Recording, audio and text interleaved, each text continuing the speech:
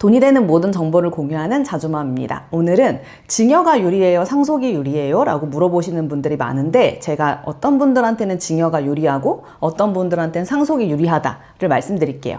제가 증여, 상속, 세무사님들하고 이제 상담도 누적으로 1000건 정도 하고 증여, 상속 강의도 주기적으로 하고 있는데 상담을 하다 보면 증여가 절대적으로 유리하신 분이 있고 상속이 절대적으로 유리하신 분들이 있어요. 여기는 이 자산의 크기에 따라서 달라져요. 상속세는 돌아가신 분의 재산에 대해서 내는 세금인데 돌아가신 분의 자산이 30억보다 아래에 있다. 그러면 상속이 절대적으로 유리해요. 그 이유는 상속공제라고 해서 상속 자산에서 일부 금액을 빼줘요. 배우자가 있는 경우에는 최대 10억, 그리고 배우자가 없는 경우에는 5억, 그리고 배우자 공제를 받는 경우에는 최대 30억까지 상속 자산에서 빼주거든요.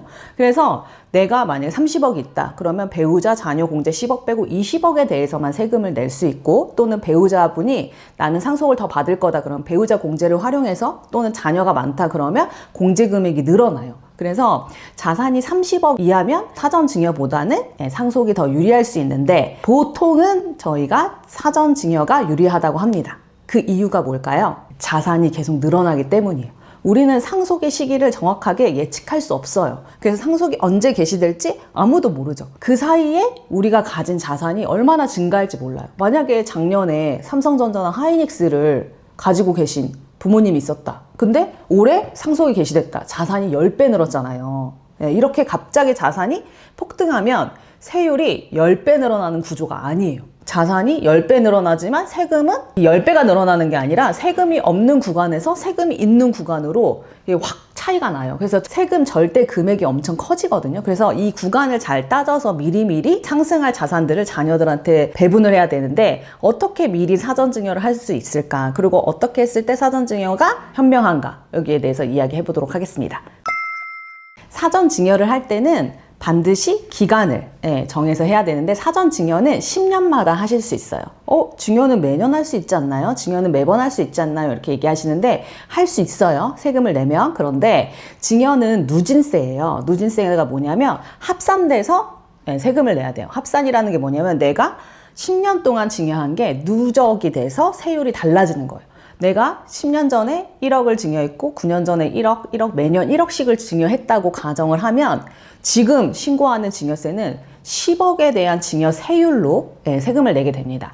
누진세라는 거는 이제 1억까지는 우리가 10%, 그 다음에 5억까지는 20%, 그 다음에 10억까지 30%, 그 다음에 30억까지 40%, 30억 넘어가면 50%로 세율이 완전히 달라져요. 금액에 따라서. 그러니까 이 누적되는 금액이 세율을 다르게 하니까 똑같은 금액을 증여해도 세금이 2배, 3배 차이 나게 되는 거예요. 그래서 통상적으로는 저희가 이제 상담을 드릴 때는 실무적으로 10년에 한 번씩 증여해라. 10년에 한 번씩 증여하면 누적되는 세율이 리셋되잖아요. 10년마다.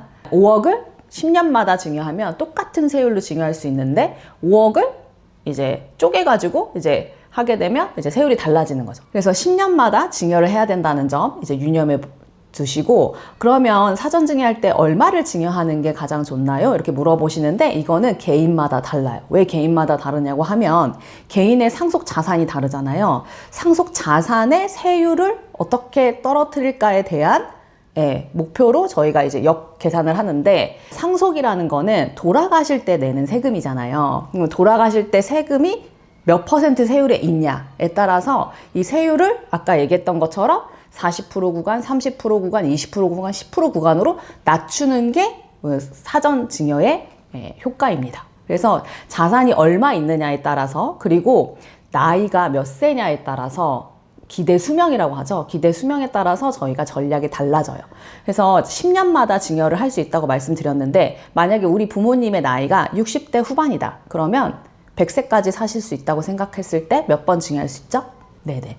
3번 증여할 수 있어요. 왜 3번 증여할 수 있냐면 60대 지금 증여하시고 70대, 80대, 90대도 할 수 있지 않냐 이렇게 물어보시는데 100세에 돌아가시면 사망할 때는 그 상속세는 사망일 기준으로 그 이전 10년 동안에 사전 증여한 금액이 합산돼서 상속세가 나와요. 그래서 100세에 만약에 돌아가신다고 가정하면 90대에 사전 증여한 건 상속세에 포함이 되니까 사전 증여 효과가 떨어져요. 그래서 3번의 기회에 최대한 많은 자산을 내려보내는 게 효과적이에요. 만약에 우리 아버지가 100억 자산가야. 그러면 이 100억을 2명의 자녀에게 어떻게 효율적으로 내리는 게 좋냐. 그러면 아버지 자산이 적을수록 좋잖아요. 30억까지로 만드는 게 좋으니까 이 60억을 3번의 기회인데 2명한테 나눠주는 거니까 얼마를 나눠줘야 될까요? 10억씩. 네, 10억씩. 그러니까 한 번 증여할 때마다 10억씩 하는 게 가장 효율적이다. 그러면 10억을 증여하면 통상적으로 한 2억 3천 정도 세금을 내시거든요. 그럼 2억 3천을 한 번에 내냐? 아니에요. 증여세도 5년의 연부연납 제도가 있어요. 그래서 증여를 신고하고 3개월 이내에 한 번 내고 그리고 5년마다 내기 때문에 6번에 나눠서 낼 수 있어요. 일단 10억을 증여받고 2억 3, 4천에 대한 그 공제 금액에 따라서 2억 3천 정도에 해당하는 금액을 6번에 나눠서 내면 되니까 한 1년에 4천만 원 정도 증여세를 부담할 수 있다고 하면 10억씩 증여받아서 나중에 최종 세금인 상속세를 절세할 수 있고, 자녀분들은 이 10억을 증여받으면 이걸 가만히 현금으로 갖고 있지 않잖아요. 대부분 투자하죠. 부동산 투자, 주식 투자. 이게 투자하는 게 굉장히 유리한 게 뭐냐면, 증여를 받고 나서 증가하는 자산에 대해서는 당연히 자녀 지분이 되잖아요. 그런데 아까 얘기한 것처럼 만약에 우리가 상속이라는 거는 예측이 안 돼요. 언제 돌아가실지. 그런데 만약에 사전 증여를 했어. 그런데 아버지가 갑자기 돌아가셨어. 그러면 이거 상속세 포함되는데 이거 우리가 손해보는 거 아니냐. 증여세도 내고 상속세도 내고. 그런 게 아니라 자녀분들한테 10억이 넘어가서 자녀분들이 자산을 키웠잖아요. 이 상속 자산에 포함될 때는 증여한 시점의 기준으로만 자산이 기준이 돼요. 그래서 10억을 증여하셨으면 10억을 가지고 아파트를 사는데 아파트가 20억이 됐다. 그러면 상속에 포함되는 금액은 20억 기준이 아니라 증여한 금액 10억에 대해서만 이제 상속세 자산에 포함되니까 사전 증여가 항상 유리합니다. 그래서 제 고객분들 중에서는 아이가 갓 태어났는데 5억씩 증여하시는 분들도 많아요. 왜 5억씩 증여하냐? 5억을 증여하면 한 아이가 9천만 원 정도 세금을 내거든요. 9천만 원 정도 세금을 이제 분할해서 납부하죠. 그리고 그 사이에 그 5억을 투자, 요즘은 주식이 장이 좋으니까 주식 투자에 넣을 수도 있고, 아니면 개발하는 땅, 이런 것들 사가지고 이제 투자해서 자녀가 분할 납부할 수 있도록 해주거든요. 내가 자산이 얼마 있고, 그리고 내 자산이 얼마의 속도로 증가하는지에 따라서 미리미리 자녀분들한테 사전 증여를 해야 최종적인 세금인 상속세를 절세할 수 있습니다. 그러면 5억을 태어난 애기한테 주잖아요. 증여세가 9천만 원이죠. 그 증여세는 누가 내요? 당연히 자녀가 내야죠. 그런데 통상적으로 이렇게 해요. 자녀한테 5억을 증여하시는 부모는 별로 없고 조부모님이 증여하시거든요. 그러면 할머니, 할아버지가 이 손주한테 5억을 증여하잖아요. 그러면 9천만 원에 대해서 할증이 붙어요. 증여세 할증 30%. 왜냐하면 세대를 건너뛰었잖아. 원래 세금을 2번 내면서 내려가야 될 돈을 한 번 안 되고 건너뛰었기 때문에 30% 할증이 붙는데, 30% 할증이라고 하면 너무 세율이 큰 거 아니에요? 그런데 9천만 원에 대한 30%이기 때문에 얼마죠? 2,700. 그래서 2,700을 더 추가로 내면 조부모님의 자산을 줄여주죠. 그러면 조부모님은 이 5억이 나중에 상속세로 넘어가면 2억 5천에 대한 상속세를 내는 거기 때문에 손주들한테 증여세로 내는 게 훨씬 큰 절세예요. 그래서 손주들한테 증여를 하고, 그러면 이 증여세는 누가 낼까요? 증여세는 부모님이 냅니다. 부모님이 내는 이유는 부모님은 할증이 없죠. 부모님이 증여세를 내주고, 그리고 증여 금액은 이제 조부모님의 자산을 줄이고, 그래서 상속세 줄이고 자녀들한테 자산을 키울 수 있는 자금 출처를 마련해주고, 이렇게 많이 하십니다. 그러면 5살에 처음 증여했으면 15? 그렇죠. 25? 네, 그래서 빨리 하는 게 좋은 거예요? 네, 사전 증여는 무조건 미리미리 하는 게 좋고, 그리고 이제 아까도 얘기했는데 증여세는 누진세라고 했잖아요. 그럼 할아버지 할머니가 5억을 줬어. 그러면 또 아빠가 이제 증여세를 내주면 이거 합산되냐? 합산되지 않아요. 네, 그렇기 때문에 증여는 조부모님한테 받고, 그리고 증여세는 부모님한테 받은 거니까 합산이 안 되니까 세율이 떨어지죠.